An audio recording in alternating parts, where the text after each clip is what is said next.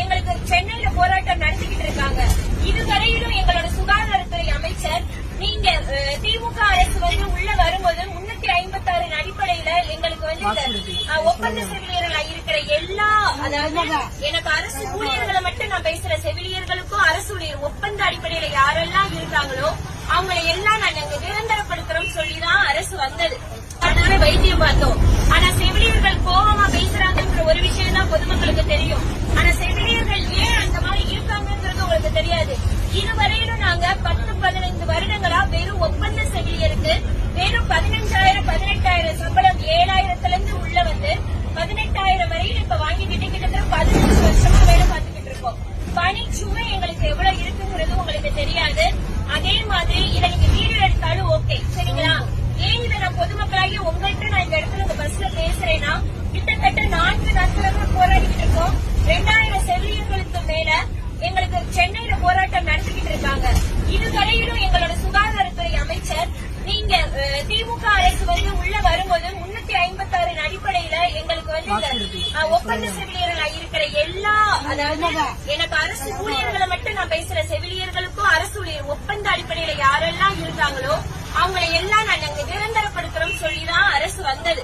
ஆனா இன்னைக்கு கேட்கறாங்க எங்க கிட்ட 356 ஒப்பந்தம் நாங்க கொடுத்தா அதை நாங்க நிறைவேற்றிட்டா கொடுக்கணுமா, அப்படி என்ன நாங்க சொன்னா நாங்க செய்யணுமான்னு கேட்கறாங்க சுகாதாரத்துறை அமைச்சர் மா. சுப்பிரமணியம் ஐயா.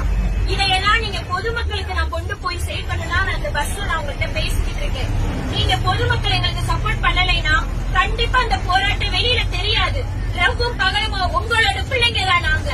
உங்க மக, உங்க தங்கச்சி, உங்க பொண்ணு எல்லாருமே செவிலியரா இருப்பாங்க. கண்டிப்பா எல்லாருமே நடு ரோட்ல நேற்று நைட்டு 12 மணிக்கு கூடுவாஞ்சேரியில இருந்து நடந்தே பிள்ளைங்க கிளம்பாக்கம் வந்தாங்க.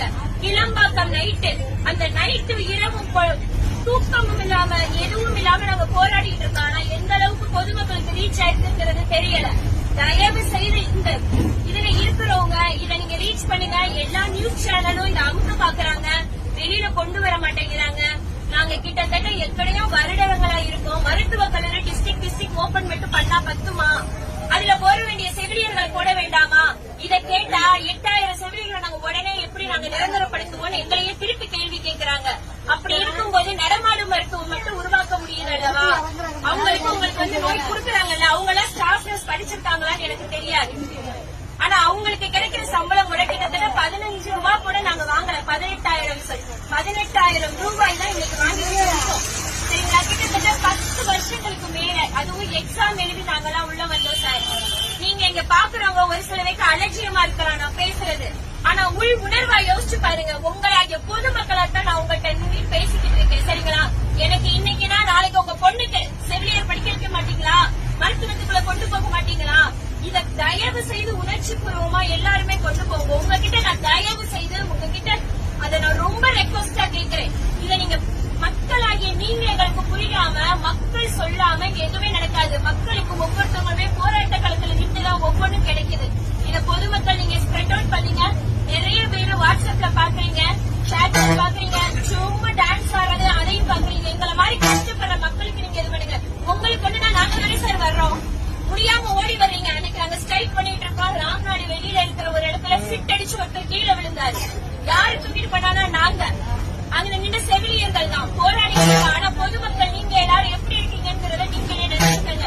எங்களுக்கு சப்போர்ட் பண்றதுக்காக தாழ்மையுடன் கேட்டுக்கொள்கிறேன்.